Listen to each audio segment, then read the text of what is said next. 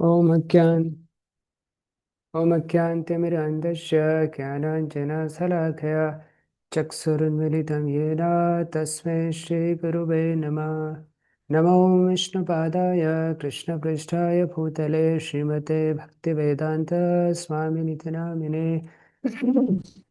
नमस्ते सारस्वते देवे गौरवाणी प्रचारिणे निर्विशेष शून्यवादे पाश्चात्यदेशतारिणे वाञ्छाकल्पतरुभ्यश्च कृपा सिन्धुभ्येव च पतितानां पावनेभ्यो वैष्णवेभ्यो नमो नमः। जय श्री कृष्ण चैतन्य प्रभु नित्यानंद श्री अद्वैत गदाधर श्रीवासादि गौर भक्तवृंद। हरे कृष्णा कृष्णा कृष्णा हरे हरे, हरे राम राम राम हरे हरे।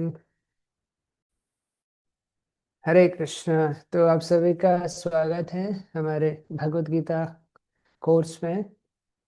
तो पिछले रविवार को हमने अध्याय 1 पढ़ा था, तो उसका मैं संक्षिप्त में सारांश दूंगा। उसके बाद हम अध्याय 2 शुरू करेंगे। तो अध्याय 1 में हमने देखा किस तरह से अर्जुन के मन में बहुत सारे प्रश्न थे, और उससे पहले कुरुक्षेत्र के युद्ध भूमि में कैसे युद्ध का आयोजन हुआ, कौरव पांडव दोनों खड़े हैं, और संजय अपने जो अ, वो हैं राजा धृतराष्ट्र को युद्ध के जो स्थल हैं, जो जो हो रहा है, जो दुर्योधन द्रोणाचार्य को बता रहे हैं, वो सब चीजें वहां बताते हैं। और फिर अर्जुन की इच्छा होती है कि वो देखना चाहते हैं कि कौन कौन उपस्थित हुए हैं युद्ध करने के लिए। और फिर जब अर्जुन जाते हैं तो उनके मन में फिर प्रश्न आते हैं कि वो युद्ध नहीं करना चाहते परिस्थिति को देख के। तो उसमें 4-5 प्रश्न आते हैं। पहला, अर्जुन तर्क देते हैं कि अपनी करुणा के कारण युद्ध नहीं करना चाहते हैं। फिर वो बताते हैं इस तरह से अपने सगे संबंधियों को मारेंगे तो पाप लगेगा, सुख का भोग नहीं कर पाएंगे, तीसरा है। फिर चौथा है, जो पारिवारिक वंशावली है वो नष्ट हो जाएगी, बुजुर्ग नहीं रहेंगे, स्त्रियों का पतन हो जाएंगे। तो इस तरह से अर्जुन तर्क देता है, और फाइनली कि वो कंफ्यूज हो जाता है, असमंजस, क्या करना चाहिए क्या नहीं करना चाहिए। तो आज हम दूसरे अध्याय से शुरू करेंगे। तो अगर इंटरनेट के कारण मेरी आवाज़ नहीं आए तो आप मुझे बीच में बता सकते हैं। ओके। तो ये भगवत गीता के पहले अध्याय का आखिरी श्लोक है। पहले अध्याय में 46 श्लोक हैं। तो लास्ट लास्ट में अर्जुन ने जब इस तरह से युद्ध करना बंद, मतलब युद्ध की जो इच्छा थी उसको त्याग करके एक तरह से भगवान को बोले, तर्क दिए। तो वहाँ पे जो इस्कॉन के संस्थापक हैं वो लिखते हैं कि अर्जुन का जो ये भाव था उसकी प्रशंसा करते हैं कि अर्जुन जैसा एक दयालु, मृदु और अहिंसक व्यक्ति आत्मज्ञान प्राप्त करने के लिए उपयुक्त है। तो वास्तव में ये मनोभाव होना चाहिए अगर हमें आत्मा के बारे में या अपने बारे में और ज्ञान अर्जित करना है, तो उसकी प्रशंसा करते हैं अर्जुन के मनोभाव की। तो आइए चलते हैं हम। तो शुरू करने से पहले दोनों अध्याय में क्या संबंध है। तो पहले अध्याय में जब अर्जुन युद्ध नहीं करता है और धृतराष्ट्र को जब ये पता चलता है संजय के माध्यम से, तो धृतराष्ट्र खुश हो जाता है कि किस तरह से पांडव युद्ध नहीं करेंगे तो मेरे जो पुत्र हैं दुर्योधन इत्यादि वो सब राज्य का भोग करेंगे राजा बन के। तो दूसरे अध्याय में फिर संजय बताते हैं कैसे श्री कृष्ण अर्जुन को प्रेरित करते हैं युद्ध करने के लिए। तो हम देखेंगे। तो ये जो वास्तव में पूरा जो अध्याय है दूसरा, इसमें लगभग 72 श्लोकाज है। हरे कृष्ण।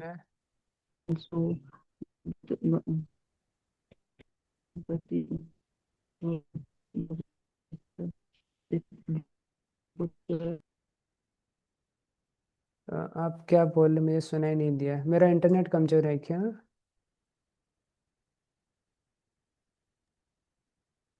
आपकी आवाज आ रही है प्रभु जी। अच्छा ठीक है। तो दूसरे अध्याय को संक्षिप्त में गीत करके बताया गया है। तो एक एक शब्द का क्या मीनिंग है हम देखेंगे। थोड़ा बड़ा है तो थोड़ा जल्दी हम चलेंगे। और आपके जो प्रश्न है आप लिख के रखिए, लास्ट में हम लेंगे तो। लेकिन तब तक आप बने रहें हमारे साथ। तो पहला, गीता का शॉर्ट फॉर्म जी। जी यानी गुरु, आध्यात्मिक गुरु की क्या आवश्यकता है हमारे जीवन में।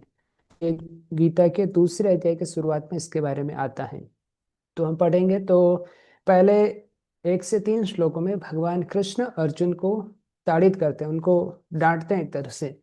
तो यहाँ पहली बार भगवान श्री कृष्ण ने भगवत गीता के अंदर बोलना शुरू किया। और भगवान को ऐसा नहीं लिखा कृष्ण उवाच, भगवान उवाच, उसमें भी श्री भगवान, श्री यानी जो लक्ष्मी के जो पति भगवान, श्री भगवान उवाच, ये श्री कृष्ण के लिए ही यूज होता है और किसी के लिए नहीं। तो यहाँ पे अर्जुन को डांट रहे हैं, कुतस्त कस्मलमिदं विश्व में समुपस्थितम अनार्य जुष्टम ऐश्वर्यम अकीर्तिम कर्म अर्जुन। और क्लेप्यम मां स्म गम पार्थ नेतव्य उपपद्यते क्षुत्रम हृदय दौर्बल्यम तत्वोत्तिष्ठ परंतप। इस तरह से भगवान अर्जुन को डांट लगाते हैं एक तरह से। तो मैं आगे वाले स्क्रीन पे आपको दिखाता हूँ क्या डांट लगाते हैं, कि आपका जो कर्तव्य है उस कर्तव्य का पालन नहीं कर रहे हैं। तो एक क्षत्रिय का कर्तव्य है कि जो अपने नागरिक हैं उनकी रक्षा करें, सभी क्लोज से शांति व्यवस्था बनाए रखें, और जरूरत पड़े तो जो शत्रु से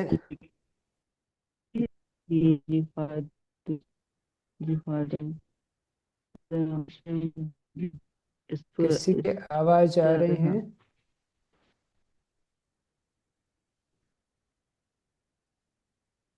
हरे कृष्णा। ठीक। कृष्ण।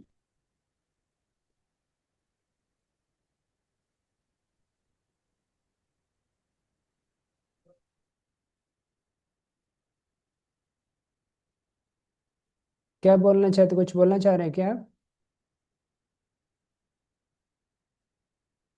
अपना माइक बंद कर लीजिए, हाँ वीडियो ऑन कर लीजिए, क्योंकि आपकी आवाज आ रही है ना वहां से। ठीक है।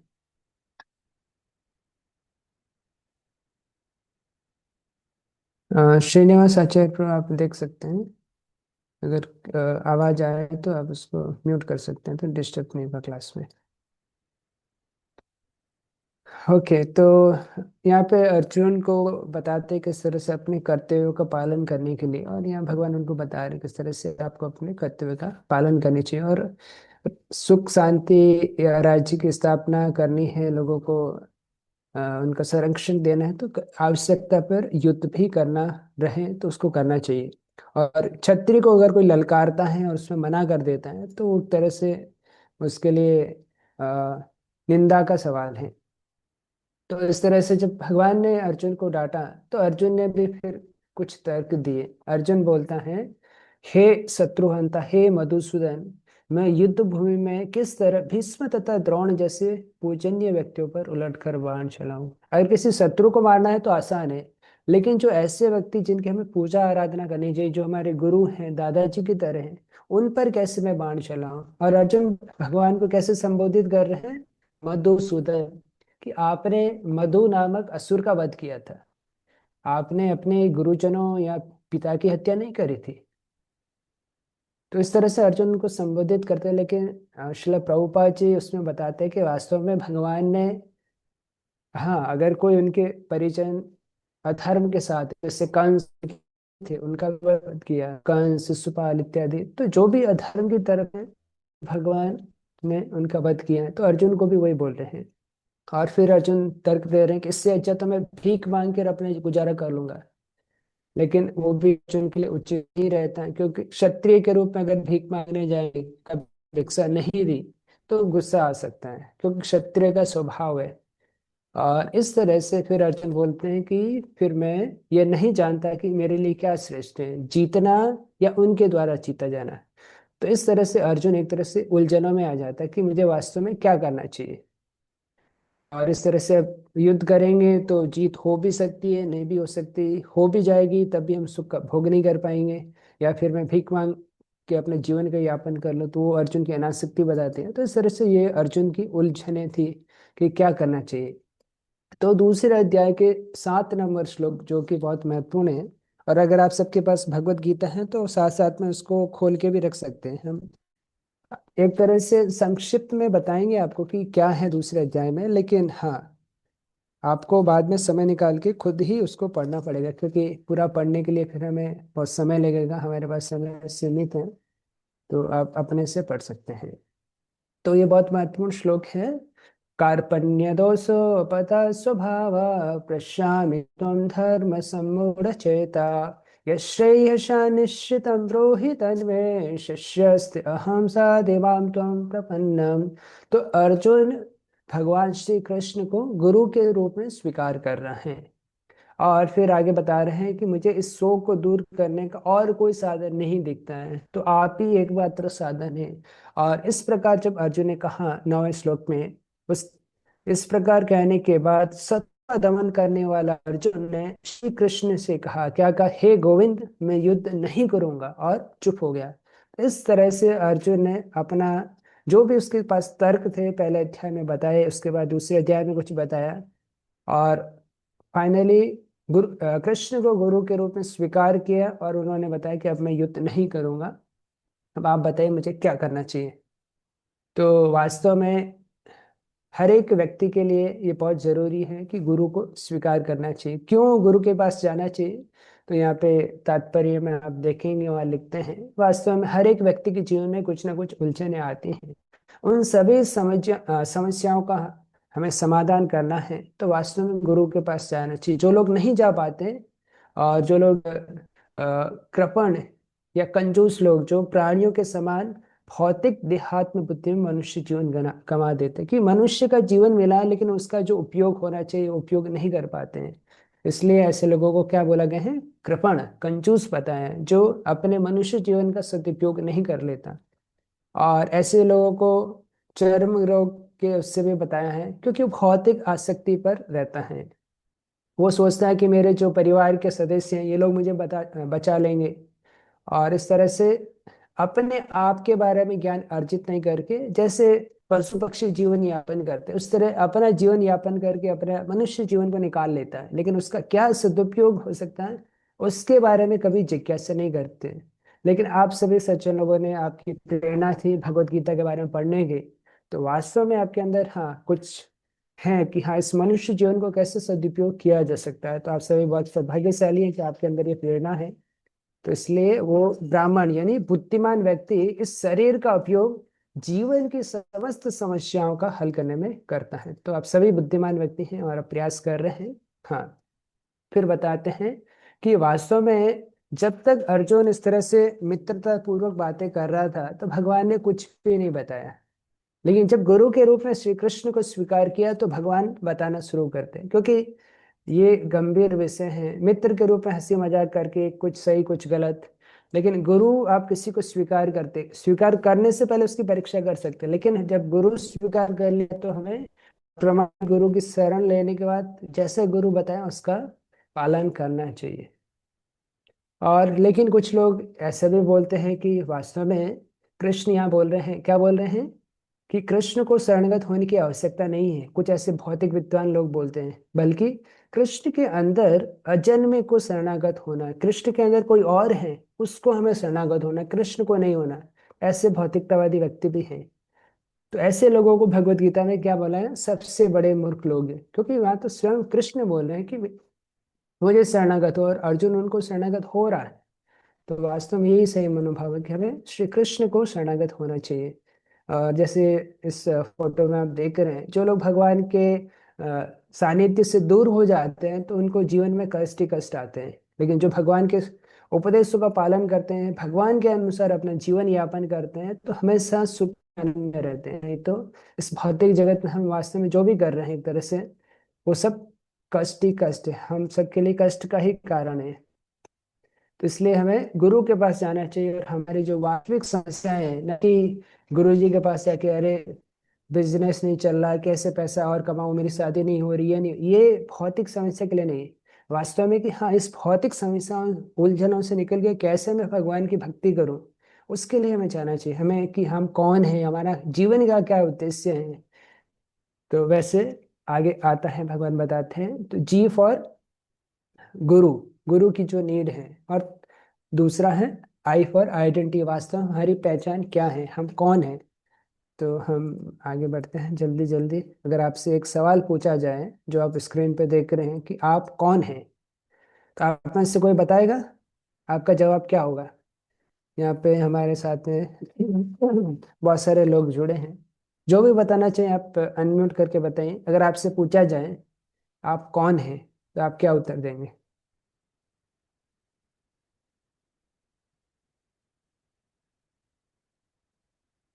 अनम्यूट करके बताना चाहिए तो कोई भी बता सकता है यहाँ पे। जैसे अमित तिवारी जी हैं, कविता मोहले हैं, खुशी है, महिपाल, प्रियंका, राजा राम। आप इसको बताना चाहेगा वास्तव में हम कौन हैं।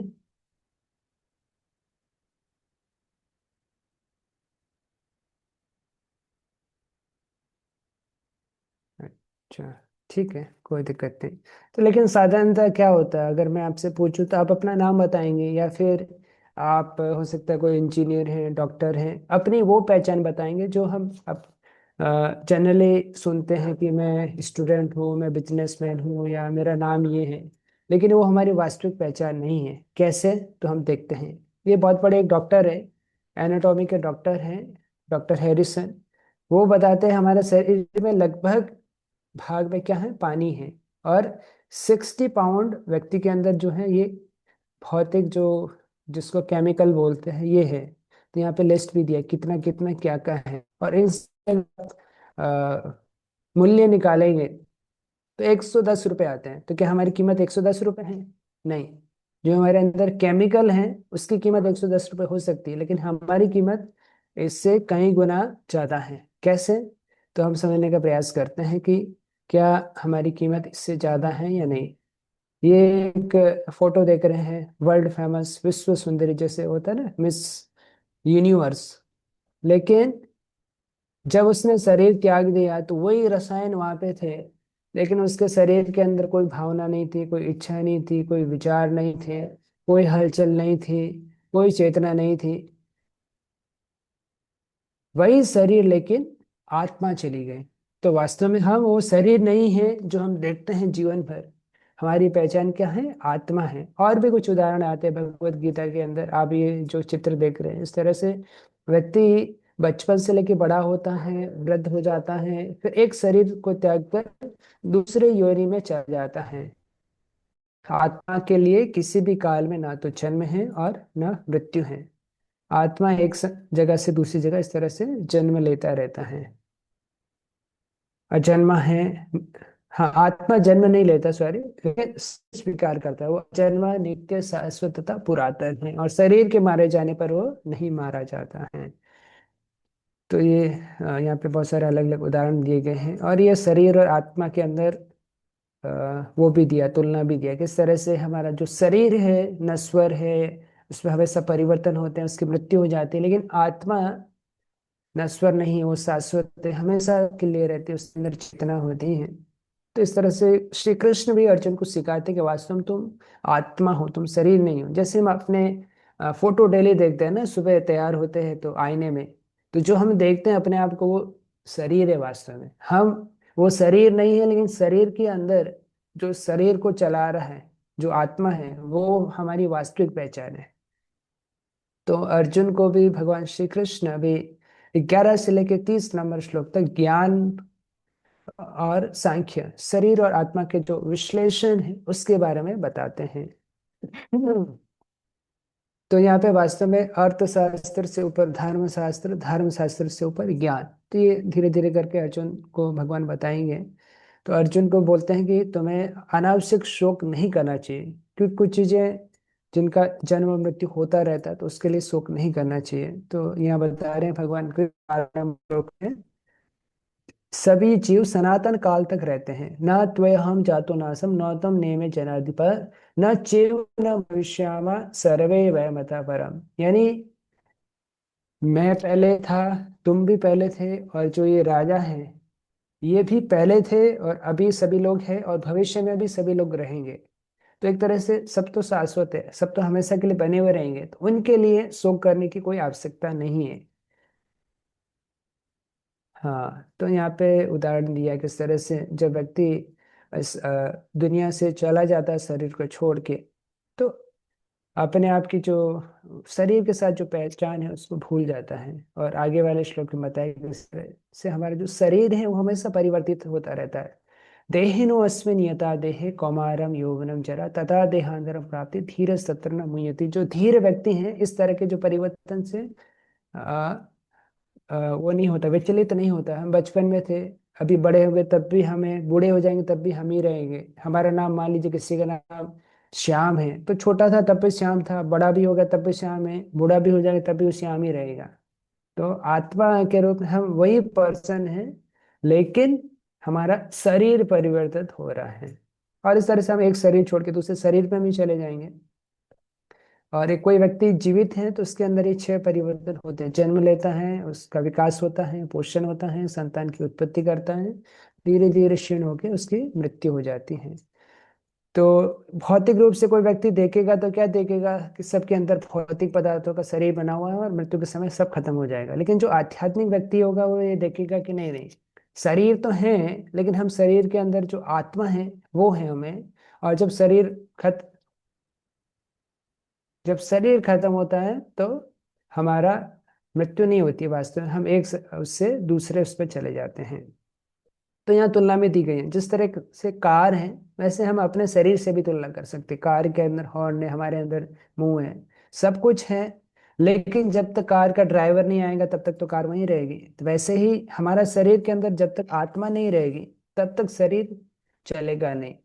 तो एक और तुलना दी है कि हम जैसे एक पिंजरे के अंदर एक पक्षी कैद रहता है, वैसे ही हमारे जो भौतिक शरीर के अंदर आत्मा है। शरीर के लिए आप सब कुछ कर लो, पिंजरे के लिए आप सब कुछ कर लो, लेकिन जो तोता है उसको खाना नहीं खिलाएंगे तो वो मर जाएगा। वैसे ही हम शरीर का सब कुछ करेंगे लेकिन आत्मा के लिए कुछ भी नहीं करेंगे तो हमें वास्तविक रूप से संतुष्टि नहीं मिलेगी। और ये कॉमन सवाल है ना, जैसे कोई मर जाता है हम बोलते हैं वो चले गए, लेकिन जिसको हम देख रहे हैं वो तो वहीं लेटे हैं। दादाजी नाना जी जिसको हम जीवन भर देख रहे हैं वो भी अभी हमारे सामने लेटे हैं, फिर भी हम बोलते हैं कि वो चले गए। तो वास्तव में कौन चले गए? आत्मा चले गई, जो उनकी वास्तविक पहचान थी। तो ऐसे बहुत सारे ये जो वैज्ञानिक रूप से भी ऐसे कई वो हुए हैं, आविष्कार हुए हैं जो प्रूव करते हैं कि आत्मा एग्जिस्ट करती हैं। NDOB ये आते हैं कि मृत्यु के लगभग पास पहुंच गया या शरीर से बाहर निकल के उसने अपना अनुभव किया है। तो ऐसे लोगों के ऊपर भी बहुत सारे रिसर्च हुई है। वैज्ञानिक तरीके से भी ये सिद्ध हुआ है कि हाँ, अ, व्यक्ति मरने से पहले अपने आप को देख पाता। कभी कभी ऐसी परिस्थिति होती है, उसको पता चलता है कि ऐसा ऐसा उसके साथ हुआ। शास्त्रों में भी उदाहरण है और आज का जो आधुनिक विज्ञान है वो भी इसको देख रहा है। इसलिए भगवान बोले कि सुख दुख तो आते रहेंगे, उसको सहन करना सीखो वास्तव में। और फिर बताते हैं आत्मा के बारे में कि आत्मा कभी नहीं मरती है, ना कभी जन्म लेती है, और वो हमेशा शाश्वत है, नित्य है, और ना उसको कोई मार सकता है। जैसे हम हमारे जो कपड़े पुराने हो जाते हैं, हम उस पुराने कपड़ों को त्याग कर नए कपड़े स्वीकार कर लेते हैं, वैसे ही आत्मा एक शरीर को त्याग कर देती है जब वो शरीर उसके रहने के लिए योग्य नहीं रहता है। और इस तरह से एक शरीर से वो दूसरे शरीर में चली जाती है। और यहाँ पे आप देख सकते हैं आत्मा के अस्तित्व के प्रमाण के बारे में इन्होंने भी बहुत सारे रिसर्च किया है। उनको 2000 ऐसे केसेस मिले हैं जिनमें लोगों को पिछले जीवन का याद है। तो ये प्रूव करता है कि उनका पिछला जीवन था, अभी भी जीवन है। तो मतलब पिछले जीवन मतलब पिछला शरीर छोड़ के आत्मा अभी इस शरीर में आ गई है, उनको याद है पिछले जीवन का। लेकिन हम सभी के साथ नहीं होता है, अगर हम शायद ये जीवन अच्छे से जी नहीं पाएंगे। लेकिन हाँ, ऐसे कई केसेस हुए हैं जिसमें लोगों को याद है। बहुत सारी पुस्तकें भी उसके ऊपर लिखी गई हैं।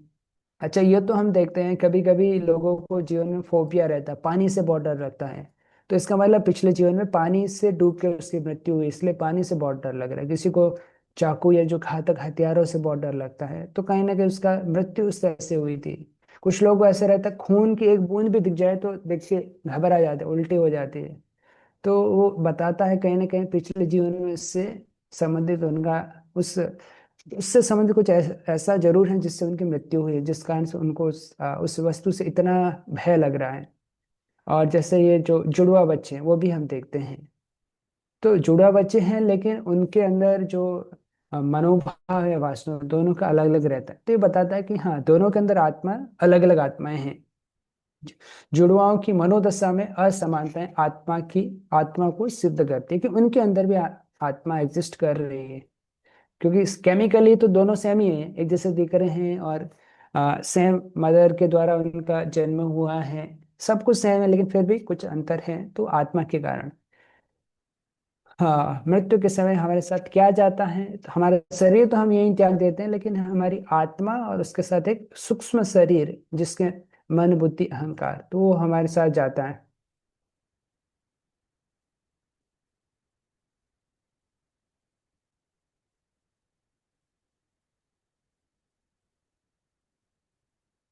तो ये वीडियो में हमने देखा किस तरह से हमारा शरीर बदलता है एक से दूसरे योनि में, लेकिन आत्मा वही रहती है। और ये एक उदाहरण भी है, शुक्ला करके एक महिला थी, उसका पिछला जीवन का उसको सब कुछ याद था, कि पिछले जीवन में घर कहाँ पे था, उसके पति पत्नी, ये आपके पति का नाम, जो घर वाले थे सबका नाम, सब कुछ उसको पता था। और उसने जाके रिसर्च में कि वहाँ गई, गांव में लोगों ने जब पूछा, सब कुछ डिटेल बता दी। तो इससे प्रूव होता है कि हाँ, आत्मा है। और भगवान यहाँ पे आत्मा के बहुत सारे लक्षण बताते हैं। आत्मा आत्मा को जला नहीं सकते, भिगो नहीं सकते, और वो हमेशा शाश्वत रूप से बनी रहती है। तो वास्तव में अर्जुन जो शोक कर रहा था, शरीर के लिए शोक कर रहा था कि मेरे परिवार के जन है। बट इसका मतलब ये भी नहीं कि हम किसी को भी मार दें अनावश्यक रूप से, नहीं। वो धर्म के लिए था, और भगवान उसके लिए प्रेरित करते हैं अर्जुन को युद्ध करने के लिए। तो आगे बढ़ते हैं फिर। जी यानी गुरु, आई यानी आइडेंटिटी, टी यानी टू ड्यूटीज। हमारे दो कर्तव्य, एक तो अपना आध्यात्मिक स्वधर्म, और एक भौतिक धर्म, स्पिरिचुअल स्वधर्म, मटेरियल स्वधर्म, कॉन्स्टिट्यूशनल एंड कंडीशनल। तो क्या है ये, तो उसके बारे में हम पढ़ते हैं। तो आप जैसे किसी भी वस्तु का देखेंगे, तो वास्तव में जैसे धर्म की क्या परिभाषा है, ऐसी वस्तु है जिसका हम कभी त्याग नहीं कर सकते, जो हमारे साथ हमेशा रहती है। अगर पानी की बात करेंगे, तो पानी का क्या धर्म है, लिक्विडिटी, उसके अंदर तरलता है। अगर तरलता नहीं रहेगी तो उसको हम पानी नहीं बोल सकते हैं। नमक के अंदर खारापन नहीं रहेगा तो हम उसको नमक नहीं बोल सकते हैं। शक्कर के अंदर मिठास नहीं रहेगी तो हम उसको शक्कर नहीं बोल सकते हैं। आग के अंदर अगर वो गर्मी नहीं रहेगी या प्रकाश नहीं रहेगा, जो ऐसी वस्तु जो उससे हम कभी अलग नहीं कर सकते, वो वास्तव में उसका धर्म है। तो उसी तरह से हमारा क्या धर्म है, हमारे अंदर ऐसी क्या वस्तु है जो हम कभी अपने आप से अलग नहीं कर सकते हैं, तो वो है वास्तव में किसी न किसी की सेवा करना। ये हम वास्तव में अलग नहीं कर सकते, चाहे वो दुकानदार हो या व्यक्ति वृद्ध हो जाता है, कोई नहीं है तो कुत्ते को लेके घूमता है, क्योंकि सेवा का मनोभाव है। तो ये हर एक के अंदर रहता ही रहता है। और हर जीव किसी न किसी से प्रेम करता है। तो ये दो हमारा वास्तविक, मतलब एक तरह से धर्म है, सेवा करना और प्रेम करना। लेकिन किससे करना चाहिए, तो भौतिक दुनिया में देखते बहुत सारे लोग अलग अलग जॉब करते हैं, सब कुछ करते हैं, लेकिन जैसे ही उनका, अगर मान लीजिए जॉब कर रहे हैं, सैलरी बंद हो जाए तो प्रेम बंद हो जाएगा, या सेवा काम करना छोड़ देंगे। लेकिन हम फिर देखेंगे माता पिता से तो अच्छा संबंध, हाँ, लेकिन जब तक है, क्योंकि एक समय का सबको शरीर त्याग करना पड़ता है, तो वो भी एक स्थायी सेवा या स्थायी प्रेम नहीं हुआ, उसको एक समय के बाद छोड़ना पड़ेगा। लेकिन अगर हम भगवान के साथ अपना संबंध स्थापित करेंगे और भगवान की जो सेवा करेंगे, प्रेम करेंगे, वो हमेशा के लिए, अगर हम शरीर छोड़ भी देंगे तो वो तो आत्मा का संबंध है। तो एक शरीर के दूसरे शरीर में भी जाएंगे तो वहां पर भी हम भगवान की सेवा कर सकते हैं, भगवान से प्रेम कर सकते हैं। और भगवान के धाम जाएंगे तब भी हम उनसे प्रेम कर सकते, फिर हम आत्मा है से हमारा संबंध था, फिर क्यों भूल गए। तो जैसे इस भौतिक शरीर में भी ऐसा होता है, कभी कभी व्यक्ति को बीमारी हो जाती है, व्रत होने पे सामान्यतः होती है, जिसमें वो भूल जाता है अपने आप को, अपने परिजनों को भूल जाता है, जीवन भर जिनके साथ रहा उनको ही भूल जाता है। तो वैसी ही बात है, को बीमारी हो गई है, या जिसके कारण हम भगवान को भूल गए हैं, हमारी वास्तविक जो पहचान है उसको भूल गए हैं। तो उसके लिए हमें क्या करना होगा, वास्तव में हमें जानना होगा कि कौन भगवान है, और हमें उनसे वो संबंध को स्थापित करना होगा। नहीं तो हम भौतिक दुनिया में जो भी हम संबंध देखेंगे, चाहे पति को पत्नी, परिवार, धन, काम, जिसको भी आप केंद्र में रखो, वो कहीं ना कहीं एक समय के बाद उसको हमें त्याग करना पड़ेगा।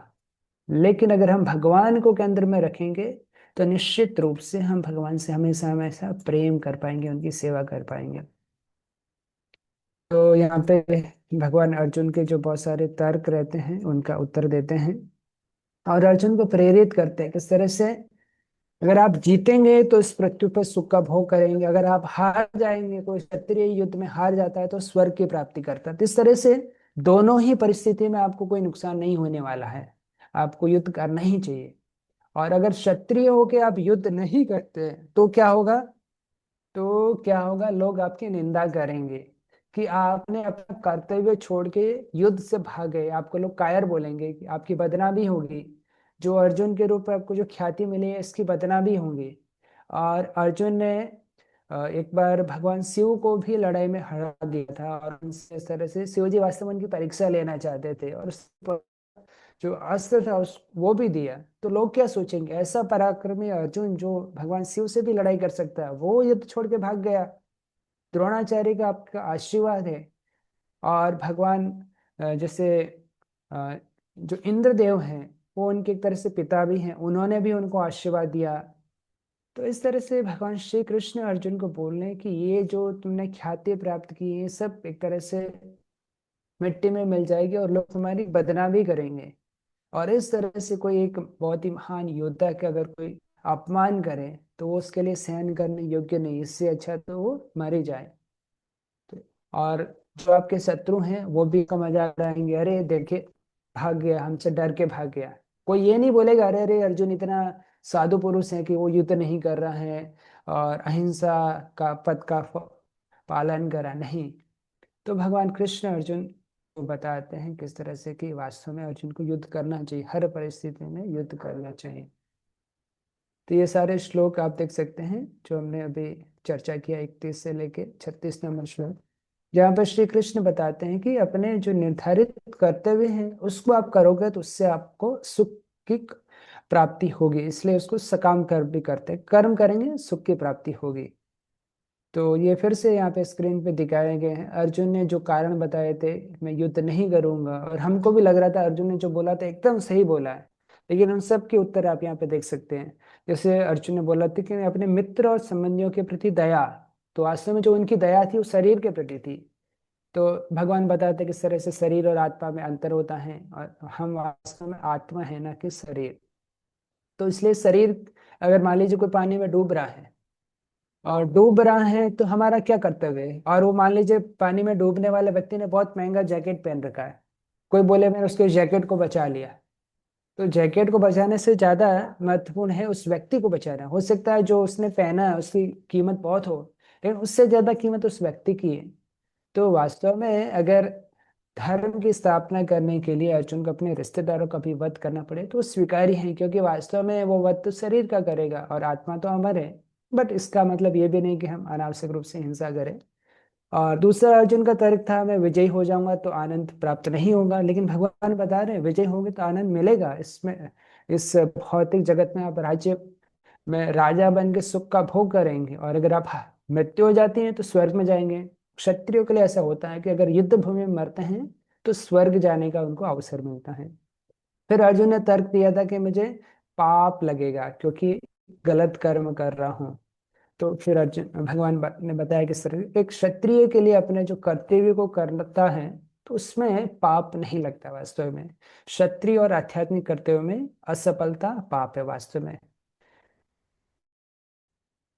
फिर उसके बाद अर्जुन ने बोला था पारिवारिक वंशावली का नाश, अगर मैं युद्ध करूंगा तो जो बुजुर्ग लोग ये सब मर जाएंगे। तो इसमें अभी श्री कृष्ण आगे बताएंगे किस तरह से कृष्ण से आसक्ति हमें विकसित करनी चाहिए, ना कि जो वैदिक जो कर्म कांड है। वास्तव में अगर भगवान की भक्ति करेंगे तो बाकी चीजें अपने आप स्वाभाविक रूप से हो जाएगी, इसलिए भगवान से हमें अपनी आसक्ति को बढ़ाना चाहिए। और फिर अर्जुन एक तरह से असमंजस में आ जाता है कि मुझे क्या करना चाहिए क्या नहीं करना चाहिए। तो उसमें बताते हैं कि आपको गुरु की शरण लेनी चाहिए, गुरु आपका मार्गदर्शन करेंगे कि जीवन में हमें क्या करना चाहिए, क्या हमारे लिए श्रेयस्कर होगा। तो इस तरह से यहाँ पे वो बता रहे हैं जो हमने पहले ही पढ़ लिया कि जीतोगे हतो व प्राप्य सी स्वर्ग, अगर आप मर जाओगे तो स्वर्ग जाओगे, जित्वा व भोक्ष्यसे महीम, इस महीम मतलब इस पृथ्वी पे आप राज्य का भोग करोगे। तो दोनों ही परिस्थिति में आपको सुख मिलने ही वाला है। तो अभी आगे फिर बता रहे हैं कि अपने कर्तव्य के रूप में युद्ध करो, द्वंद्व में समभाव रहो, सम दुखे सुखे कृत्वा, चाहे सुख हो या दुख हो दोनों में समभाव रहो, लाभ अलाभ हो जया जय हो, लाभ हो या हानि, जय हो या पराजय हो, हर परिस्थिति में समभाव रह के आप अपने कर्तव्य का पालन करो।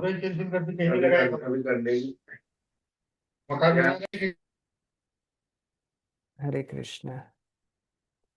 तो हाँ, इस तरह से अभी आगे बुद्धि योग के बारे में बताएंगे। अभी तक बीच में सकाम कर्म, निष्काम कर्म, और अभी बुद्धि योग की किस तरह से अब अपनी बुद्धि के माध्यम से अगर कर्म करोगे और तो उस कर्म के बंधन से आप मुक्त हो जाओगे। यहाँ पे बता रहे हैं, अभी भगवान बताना शुरू करेंगे कि यहाँ मैंने जो विश्लेषण द्वारा इस ज्ञान का वर्णन किया, अब निष्काम भाव से कर्म करना बता रहा हूँ। पहले तो ठीक है, कर्म करोगे आपको सुख मिलेगा, अगर सुख नहीं भी मिले तब भी आपको निष्काम भाव से कर्म करना चाहिए। और ऐसे करने से क्या होगा, ऐसे ज्ञान से कर्म करोगे तो तुम कर्मों के बंधन से अपने आप को मुक्त कर लोगे। नहीं तो साधारणतः क्या होता है, कर्म करते हैं, अच्छा कर्म करेंगे तो आपको स्वर्ग इत्यादि जाके फिर से वापस भौतिक जगत में आना पड़ेगा, बुरा कर्म करेंगे तो नरक जाना पड़ेगा, एक तरह से बंधन में फंस रहे हैं। लेकिन इस बंधन से हमें कैसे छुटकारा मिल सकता है वो भगवान यहाँ बताएंगे। और बता रहे हैं इस तरह से अगर तुम कार्य करोगे तो उसमें कोई नुकसान नहीं है। नेहा विक्रम नाशो से, अगर थोड़ा सा भी आध्यात्मिक रूप से भगवान के लिए कुछ करते हैं, स्वल्पम अप्यशित धर्मस्य त्रायते महतोभयात्, थोड़ा सा प्रयास हमें बड़े से बड़े भय से छुटकारा मिला सकता है। गजेंद्र ने भगवान को एक पुष्प अर्पित किया था, भगवान स्वयं आ गए वहां पे उनकी रक्षा करने के लिए। इसलिए तुम्हें कर्तव्य करना है कैसे, एकाग्र चित्त होके, व्यवसाय आत्मिका बुद्धि एक के ह गुरु नंदना, एक जगह ध्यान लगा के। ऐसा नहीं कि मैं ये भी कर लूँ वो भी कर लूँ। तो आगे बताते हैं 42 और 43 नंबर श्लोक में कि कुछ लोग कम बुद्धिमान होते हैं तो वेदों में अलग अलग ऐसे शब्द बोल रखे हैं जहाँ बता रहे हैं कि तुम ये करो, इसकी पूजा करो तो ये सुख भोग मिलेगा, आप पुत्र प्राप्ति नहीं हो तो ये करो, शादी नहीं हो रही तो ये करो, धन उपार्जन करना तो ये करो। ऐसे बहुत सारे आ रहे हैं कहने जो भौतिक लाभ के लिए प्रयास करता है, तो ऐसे बहुत कुछ दे रखा है। लेकिन वास्तव में अगर किसी को एकाग्र होकर भगवान की भक्ति करेगा तो भगवान बोल रहे हैं कि हाँ वो संभव है। लेकिन अगर हम सोचे ये भी कर लो वो भी कर लो, इतनी सारी चीजें कर लूँ, तो फिर संभव नहीं होगा। इसलिए बोले एकाग्रचित होके, जैसे पढ़ाई भी करते हैं तो बोले एकाग्रचित होके पढ़ाई करो। जैसे सूर्य की किरणें इतनी सारी आ रही, अगर एक किसी वस्तु पे या कागज पे गिरेगी तो कागज जलेगा नहीं, लेकिन उसको आप एक लेंस के माध्यम से एकाग्र कर दो तो कागज भी जल जाएगा। वैसे ही हमें अपने चित्त को भगवान में एकाग्र करना होगा, तो हम अपने जीवन में देख पाएंगे परिवर्तन हो रहा है। और इस तरह से भगवान बोल रहे हैं, भोग ऐश्वर्य प्रशक्ना दया अपरत चेतसा, इस तरह से जो भोग करने की जो इच्छाएं हैं भौतिक जगत में, उसको हमें त्याग करके भगवान के सेवा में नियोजित होना चाहिए। या हम जो अपने कार्य कर रहे हैं उसको भगवान को केंद्र में रख के करना चाहिए। ये बहुत ही फेमस श्लोक है, भगवत गीता के दूसरे अध्याय में आता है। बहुत सारे लोग ने सुना होगा, कर्माधिकारस्ते माँ फले सुखदाचना माँ कर्म फल हेतु माते संगोष्ठ कर्मणि। किस तरह से फल करो और कर्म कर्म से अनासक्त होकर फल करो। तो वास्तव में क्या है इसको हम थोड़ा समझने का प्रयास करेंगे। तो हनुमान जी के जीवन में एक्चुअली इस तरह का उदाहरण मिलता है जो निष्काम भाव से भगवान की सेवा करते हैं। तो इस श्लोक को हम समझते हैं यहाँ पे, पीछे करता हूँ मैं, हाँ, कर्मण्य एवाधिकारस्ते, वास्तव में ये बताता है कि हमें कर्म करने का अधिकार है। तो इस दुनिया में हम क्या होता है, इस दुनिया में केवल भौतिक परिणामों के लिए नहीं बल्कि आध्यात्मिक परिणामों के लिए भी हमें काम करना रहता है। वास्तव में जैसे कोई ज्ञान का अर्जन करता है तो उसका शुद्धिकरण भी होता है, धीरे धीरे उसकी उन्नति भी होती है। तो वास्तव में जो कर्म करने का उद्देश्य ऐसा नहीं है कि बस फल प्राप्त करना है, लेकिन हाँ ज्ञान की भी वृद्धि होती है। तो इसलिए हमें कर्म करने का अधिकार है और हमें कर्म चाहिए। लेकिन माँ फलेषु कदाचन, हम अपने कर्मों के फलों के अधिकारी नहीं हैं। बट इसका मतलब ये नहीं कि हम अपने कर्म के फलों की परवाह ही नहीं करें, या यदि कोई किसी विशेष परिणाम या फल की आशा करते हैं तो ये गलत नहीं है। लेकिन हमें बताया गया है कि हम उससे एक तरह से ये हमें समझ में आना चाहिए कि माँ फलेषु कदाचन, हमें कर्म के फलों के प्रति आशा ही नहीं रहना चाहिए कि नहीं नहीं एक पर्टिकुलर जो फल है ये मिलना चाहिए। अगर मान लीजिए आपने कुछ इच्छा बहुत स्ट्रांग डिजायर है, नहीं मिला तो हम फिर परेशान हो जाते हैं, अगर मिल गया तो हम उससे बहुत आसक्त हो जाते हैं। हमें अपने वासना अपना कर्तव्य न केवल फल के लिए करना चाहिए, बल्कि अपना कर्तव्य क्यों करना चाहिए, जिससे कि हमें ज्ञान मिले और हमारा शुद्धिकरण हो। तो ये हमारा सही उद्देश्य होना चाहिए। ऐसा नहीं कि मुझे ये किया तो ये फल मिलना चाहिए, इस फल के लिए मैं कर्म कर रहा हूँ। नहीं, हमारे जीवन में कुछ उद्देश्य हो सकता है कि क्यों कर रहे हैं, लेकिन उसके फल से आसक्त नहीं होना चाहिए। तो पहला है कि मैं जो कर्म कर रहा हूँ कर्म के फल से मैं आसक्त नहीं हूँ। और दूसरा है, ये भी नहीं सोचता हूँ कि मैंने जो कर्म किया इस कर्म के जो फल का कारण मैं हूँ। तो बता रहे माँ कर्म फल हेतुर्भु। तो हमें कभी अपने आप को कर्मों के फलों का कारण भी नहीं मानना चाहिए। कभी कभी हमें लगता है नहीं, मैंने ये किया, मैंने मेहनत करके आईआईटी निकाल लिया, मैंने ये नौकरी लगा दी, तो ये इस पे हमें घमंड नहीं होना चाहिए। क्योंकि वास्तव में हम कर्म कर रहे हैं, ये एकमात्र वो नहीं है कि कर्म किया तो सफलता मिलेगी ही मिलेगी। उसके और भी बहुत सारे अनेक कारण है। मान लीजिए किसी ने खेती करी, बीज बोया, तो जरूर नहीं है फसल होगी अगर बारिश नहीं हुई। तो इस तरह से हाँ, हमें कर्म करने का अधिकार है, हमने कर्म किया, लेकिन मात्र कारण नहीं है अपने फल का। और फिर लास्ट में बताते हैं माते संगो असत अकर्मणि। तो इसका मतलब ये भी नहीं कि हम कर्म करना ही छोड़ दें, कर्म से ही अनासक्त हो जाए। नहीं, हमें कर्म करना चाहिए, लेकिन भगवान के लिए, अपने शुद्धिकरण के लिए। ये सही मनोभाव है। तो यस, तो भगवान बता रहे हैं किस तरह से समभाव होके हमें कर्म करना चाहिए। योगस्त्व कुरु कर्माणि संगस्त्वत्वा धनंजया सिद्धि असिद्ध्यो सबो भूत्वा समत्वम योग उच्यते। कि जो भाव, इसको वास्तव में योग बोलते हैं। क्या बोलते हैं? तो पराजय की समस्त आसक्ति को त्याग कर समान भाव से कर्म करना, तो ये वास्तव में। तो अर्जुन को बोलते हैं ठीक है, मान लीजिए तुम्हें सुख मिलेगा नहीं मिले, उस सब को छोड़ के तुम्हें कर्तव्य करना है। चाहे मिले नहीं मिले, जय हो पराजय, तुम्हें अपना कर्तव्य करना चाहिए। तो ये निष्काम भाव का स्तर है कर्म करने का। ओके, तो हम ये हनुमान जी के जीवन में भी देख सकते हैं किस तरह से उन्होंने अपना जो पूरा जीवन है, अलग अलग परिस्थिति में कैसे उन्होंने भगवान की सेवा करी, हमेशा वो तत्पर थे। तो ये बहुत सारे यहाँ पे उनके जीवन के कुछ वृत्तांत दिए हैं जो हमें सिखा रहे हैं कि कैसे हमें भौतिक जीवन में दूसरे लोगों के साथ व्यवहार करना चाहिए। तो हनुमान जी एक आदर्श उदाहरण बता रहे हैं कि कैसे हमेशा वो भगवान की सेवा के लिए तत्पर थे, अलग अलग परिस्थिति में अलग अलग कैसे कर्म करना है, वो सब उन्होंने हमें सिखाया। तो फिर भगवान यहाँ पे अर्जुन को बता रहे हैं कर्म करना है, लेकिन जो घृणित कार्य है, दुरेण ही अवरम कर्म, ऐसे कर्म जो शास्त्रों में नियोजित नहीं है, ऐसे कर्मों को नहीं करना है, उसको त्याग करना है। और अपने बुद्धि योग धनंजय, बुद्धि के माध्यम से कृपणा बुद्धो शरणम कृपणा फल हेतुआ। तो अर्जुन को बता रहे किस तरह से जो ये आपके घृणित कर्म है उसको त्याग कर अपनी बुद्धि का उपयोग करके तुम्हें युद्ध करना चाहिए। तो फिर उसमें भगवान यहाँ बता भी रहे हैं कि चाहे जय हो या पराजय हो, योग कर्म सुकौशलम। और फिर आगे बता रहे हैं कि जन्म मृत्यु का कोई चक्र नहीं है। इस तरह से अर्जुन को यहाँ बता रहे हैं कि जन्म बद्ध विनिर्मुक्ता पदम गच्छन अवाप्नयम। जन्म मृत्यु का जो चक्र है उससे भी ऊपर उठ जाएगा, उस चक्र को भी कोई त्याग कर देगा अगर कोई भगवान के लिए इस तरह से कर्म करे। तो इस तरह से भगवान ने बताया कि वास्तव में जो अर्जुन है उसको, हाँ, पहले बताया कि ठीक है तुम शरीर नहीं हो, तुम आत्मा हो, फिर युद्ध करोगे तो तुम्हें फल की प्राप्ति होगी, सकाम कर्म के बारे में बताया, फिर निष्काम कर्म के बारे में बताया, फिर बुद्धि योग के बारे में कैसे बुद्धि का उपयोग करके वास्तव में जान के तुम्हें युद्ध करना चाहिए। तो अभी लास्ट लास्ट में जब भगवान ने बताया, तो अभी फिर अर्जुन आगे प्रश्न पूछते हैं, ए यानी आत्माराम, ऐसे जो स्वरूप सिद्ध भक्त हैं उसकी क्या पहचान है, उसके क्या लक्षण है वास्तव में, जिसके बारे में भगवान बता रहे थे आखिरी के कुछ श्लोकों में। तो अर्जुन पूछते हैं, ये चार प्रश्न पूछते हैं जो कि दूसरे अध्याय का लास्ट सेक्शन है, 54 से 72 तक।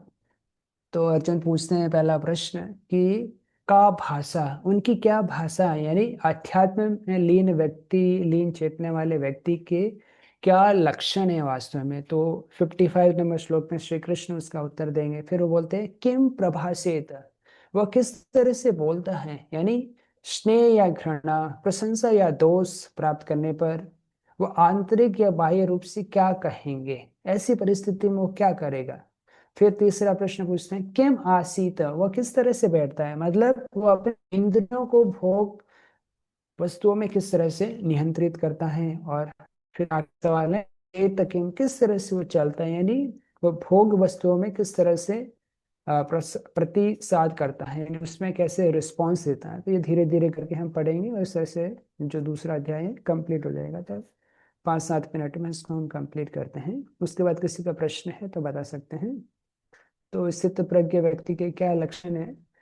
तो इसमें भगवान बता रहे हैं कि वो मन से उत्पन्न इंद्रिय तृप्ति की सभी भौतिक इच्छाओं को त्याग देता है और इस प्रकार मन में शुद्ध होकर वो आत्म संतुष्टि पाता है। तो भौतिक जो इंद्रियों के प्रति जो या भोग कामनाएं हैं उन सब को त्याग कर वो भगवान के ऊपर अपना ध्यान को केंद्रित करता है, शुद्ध है। तो यहाँ पे उसके बारे में और विस्तार से दे रहे हैं। हाँ, तो यहाँ पे जैसे आप देख रहे हैं प्रहलाद महाराज का भी उदाहरण दिया है कि हर परिस्थिति में भगवान से अपने आप को जोड़ते हैं। प्रहलाद महाराज के जीवन में कितने कष्ट आए लेकिन हमेशा भगवान के प्रति निर्भर थे, एकांत चित्त से हमेशा भगवान का स्मरण करते थे। तो इस तरह से वास्तव में जो स्थित प्रज्ञ व्यक्ति हैं, जो भगवान का भक्त हैं, उसका ये सही मनोभाव है। शुद्ध भक्ति और निष्काम कर्म योग में मुख्य अंतर यही है कि वह शुद्ध भक्त का कार्य अपनी उसकी भक्ति से ही प्रारंभ होते हैं। तो जैसे कुछ वो भी था ना कि निष्काम भाव से कर्म करते हैं, तो उसमें लेकिन वो कर्म अपने हिसाब से करते हैं, उसका फल भगवान को दे देते हैं। लेकिन जो शुद्ध भक्ति करते हैं, कर्म भी और फल दोनों भगवान के अनुसार होते हैं। कर्म जो जैसा भगवान चाहते हैं और फल भी भगवान को ही अर्पित कर देते हैं। तो इस तरह से कोई कर्म करता है तो मोक्ष से कर्म बंधन है, वो कर्म के बंधन से ही मुक्त हो जाता है। तो ऐसा हम भगवान के शुद्ध भक्तों में देख सकते हैं। जैसे यहाँ पे बिरला मंगल ठाकुर का भी चित्र लगा है। तो ऐसे जो वास्तव में भगवान के शुद्ध भक्त होते हैं उनके ये लक्षण है। उस नहीं करेंगे क्योंकि हमारे पास समय सीमित है। कृष्ण भक्तों के जीवन में व्यक्तिगत रुचि लेते हैं, तो भगवान अपने भक्तों के साथ व्यक्तिगत रूप से जाके उनके साथ आदान प्रदान करते हैं। तो ये भगवान की महानता है। फिर दूसरा प्रश्न था वो कैसे बोलता है, यानी किम प्रभाषेत, स्नेह क्रोध तथा तटस्थता के प्रति उसकी बुद्धि और शब्द कैसे जवाब देते हैं। तो उत्तर में कि सुख और संकट में संतुलित रहता है। ये 53 नहीं 56 नंबर श्लोक में देख सकते हैं। आसक्ति भय और क्रोध से मुक्त रहता है, अच्छे और बुरे से अप्रभावित रहता है और दृढ़ता पूर्वक ज्ञान में स्थित रहता है। तो ये उसके लक्षण है वास्तव में। तो ये वास्तव में एक भक्त के लक्षण हैं। यहाँ पे आप देख रहे हैं दो उपमाएं दी गई हैं, कछुआ और सांप की तरह। तो कछुए को आपने देखा होगा, मैं आगे स्लाइड बनाता हूँ। हाँ, तो कछुए की तरह अपने अंगों को संकुचित कर, जैसे कछुए पे अगर कोई प्रहार करेगा तो अपने आप को पूरा कवर कर लेता है, उसके ऊपर आप फिर पत्थर से मारो कुछ भी करो उसको कुछ भी फर्क नहीं पड़ता है। तो वैसे ही भगवान का भक्त जब बाह्य रूप से जब ऐसा प्रलोभन आता है तो अपनी इंद्रियों को संयमित कर लेता है। लेकिन जैसे ही कोई खतरा नहीं रहता है तो अपनी इंद्रियों को भगवान की सेवा में लगा लेते हैं। तो ये सही मनोभाव है और शुद्ध भक्त इस तरह से अपनी इंद्रिय भगवान की सेवा में नियोजित करते हैं। और यहाँ पे और भी कुछ उदाहरण दिए हैं।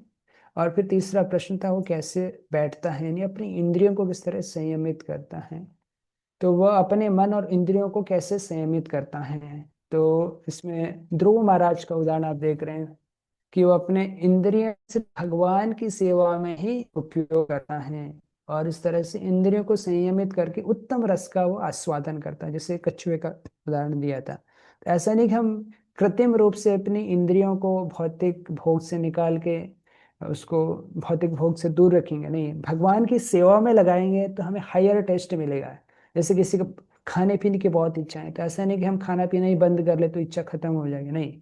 तो हमें कुछ ऐसा खाना चाहिए भगवान को भोग लगा के, जैसे इस्कॉन में आजकल जो इंटरनेशनल रेस्टोरेंट्स है, गोविंदास है, वहाँ पे आपको जो भी चाहिए एकदम फर्स्ट क्लास भगवान को भोग लगा हुआ भोजन मिलेगा। तो वो मिलेगा तो फिर हमें बाहर खाने की इच्छा नहीं होगी। इसलिए भगवान बोल रहे हैं यहाँ पे, वश्यामि निवर्तन्त निराहार रसवर्जम रसोपश्य परम दृष्टवा निवर्तन्ते। उत्तम रस, जो हायर टेस्ट मिलेगा तो जो लोअर टेस्ट है अपने आप चला जाएगा। जो नीचे की जो स्तर की जो चीजें हैं हम उसको अपने आप त्याग देंगे। जब हमें भगवान के सुंदर दर्शन होंगे तो इस भौतिक दुनिया में जो भोग में हम लगे हैं उसको हम स्वतः ही त्याग देंगे। हाँ, और उसके बाद फिर बताते हैं जो इंद्रियां हैं, भले व्यक्ति कितना ही बुद्धिमान क्यों न हो उसको विचलित कर देती हैं। तो इसलिए जो स्थित प्रज्ञ व्यक्ति हैं अपनी इंद्रियों के अनुसार कार्य नहीं करता है, उसको संयमित रख के जीवन में आगे प्रगति करता है और उसको भगवान की सेवा में नियोजित करता है मुख्य रूप से। और यहाँ पे और भी कुछ उदाहरण दिए गए हैं, तो हम जो मेन चीजें हैं उसको देखते हैं। हाँ, यहाँ पे बताया गया वास्तव में कैसे व्यक्ति का पतन होता है।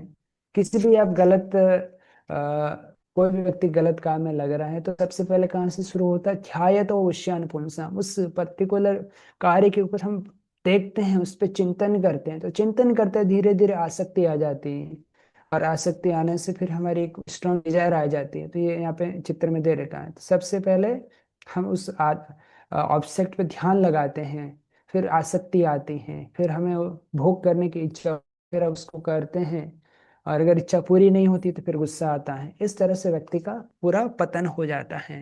तो इसलिए हमें प्रयास करना चाहिए हमारी इंद्रियां कहाँ पे जा रही हैं, इंद्रियों को हमें संयमित करना चाहिए। हम किसी भी चीज के बारे में उसको बार बार देखेंगे, बार बार उसका चिंतन करेंगे, तो कहीं ना कहीं हमारा पतन निश्चित होगा, अगर गलत वस्तु पे हम ध्यान लगा रहे हैं इस तरह से। तो ऐसे बहुत सारे उदाहरण आते हैं शास्त्रों में। जो भगवान के भक्त अपनी इंद्रियों को भगवान की सेवा में लगाते हैं उसको नियोजित कर लेते हैं। लेकिन बहुत सारे ऐसे योगी जो इंद्रियों को संयमित नहीं करते हैं तो उनका पतन हो जाता है। फिर आखिरी सवाल, वो कैसे चलता है, यानी अपनी इंद्रियों के बारे में बताया गया है। तो स्थित प्रज्ञ व्यक्ति कि एक तरह से अपनी इंद्रियों को भगवान की सेवा में लगाता है। ऐसा नहीं कि ठीक है खाना बंद पीना बंद, नहीं। तो अब तक कृष्ण ने भोग पदार्थों को स्वीकार करने के खतरे के बारे में बताया, और कि किस तरह वह स्थित प्रज्ञ अपने आप को उससे विचलित होने से नियंत्रित रहता है। तो अब आगे कृष्ण पूरा उसका सारांश बताएंगे। तो इसमें बोले वो क्या करता है, इंद्रियों को संयम से और धार्मिक सिद्धांतों के अनुसार उपयोग करता है। स्थित प्रज्ञ व्यक्ति सभी आसक्ति और द्वंद्व से मुक्त रहता है। तो इस तरह से उसके ये परिणाम दिए गए हैं, और इस तरह से वो करता है तो सारे जो दुख हैं उससे ऊपर उठ जाता है, और आखिरकार भगवान से जुड़ जाता है, शांति की प्राप्ति हो जाती है। तो ये वास्तव में भगवान बताते हैं कि जीवन में हमें इस तरह से अपने आप को इंद्रियों को नियंत्रण करना चाहिए, उसको भगवान की सेवा में लगाना चाहिए, जिससे वास्तविक शांति का अनुभव होगा। नहीं तो योगी बहुत सालों सालों तक तपस्या करते हैं, लेकिन जैसे ही उनके मन में कोई विचार आया तो जो भोग करने की इच्छा है तुरंत से प्रबल हो जाती है और उनका पतन हो जाता है। लेकिन भक्त भगवान की सेवा में अपनी इंद्रियों को लगाते हैं और इस तरह से उनका शुद्धिकरण हो जाता है, तो उसमें पतन होने की बहुत कम संभावना रहती है। ऐसे उदाहरण भी दिए है, जैसे एक ऊंट कांटे चबाता है, कांटे में कोई रस नहीं है, लेकिन अपने मुंह से खून निकलता है और खून का आस्वादन करके उसको लगता है कि हाँ बहुत अच्छा लग रहा है। तो ऐसे ही हम भौतिक जगत में अपनी इंद्रियों के माध्यम से भोग कर रहे हैं, अपना जो बहुमूल्य समय है उसको गंवा रहे हैं, और गलत चीजों में भोग करने का प्रयास कर रहे हैं, लेकिन वास्तव में वहाँ पे कोई भोग नहीं है। अगर हमें वास्तविक सुख चाहिए तो भगवान की सेवा में होगा। जैसे हम शास्त्रों में उदाहरण देखते हैं, अगर भगवान की सेवा कोई करता है तो वो वास्तविक सुख का अनुभव कर सकता है।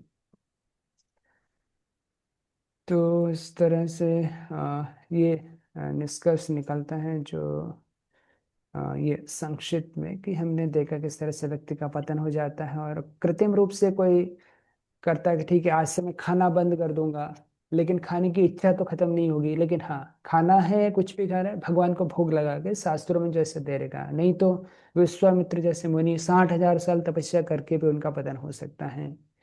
और वो लेकिन भक्त होगा तो जीवन में कोई भी हलचल आएगी उससे उत्तेजित नहीं होगा। जैसे हवा, हवा एक बड़ी से बड़ी नाव को भी बहा के ले जाती है।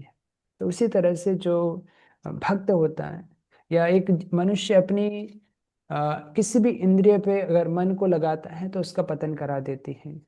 तो इस तरह से हमने देखा, फिर कोई शांति नहीं होगी अगर वास्तव में व्यक्ति अपने इंद्रियों को संयम में नहीं रखेगा। तो ऐसे कुछ उदाहरण दिए थे।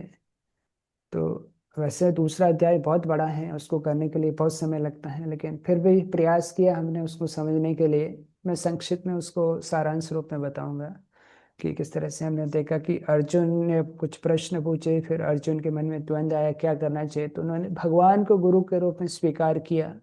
और फिर भगवान ने अर्जुन को उपदेश देना शुरू किया। पहले भगवान ने बताया किस तरह से हम शरीर नहीं, हम आत्मा हैं, और आत्मा अजर अमर है, उसकी कभी मृत्यु नहीं हो सकती है।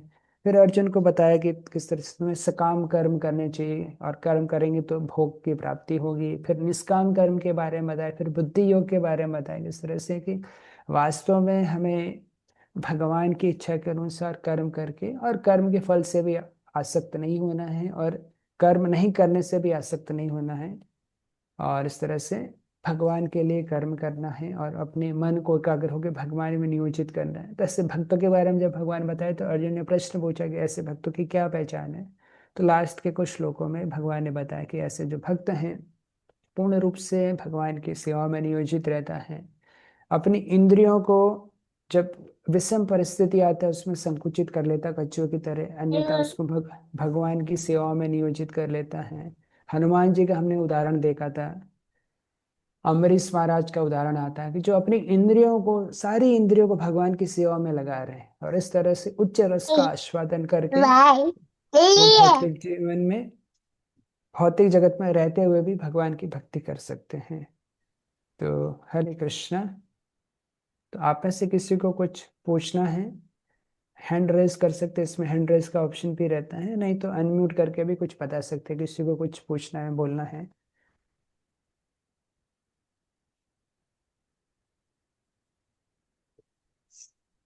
जी महिपाल जी, आप कुछ बोल रहे हैं? बस सर ठीक है, समझ लिया मैं। अच्छा, ठीक है, अच्छा है। तो आप सब प्रयास करिए कि जो आपको समय मिलेगा अगले एक हफ्ते तक, उसमें उसको पढ़ने का प्रयास करिए जितना हमने अभी हमने तो क्या है, संक्षिप्त में आपको 1 घंटे में पूरा दूसरा अध्याय बता दिया, लेकिन अगर अच्छा रहेगा आप 1 हफ्ते तक उसको व्यक्तिगत रूप से, जो पुस्तक आपके पास है उसके माध्यम से उसको पढ़ें तो और अच्छा रहेगा। ठीक है, और किसी को कुछ बोलना है?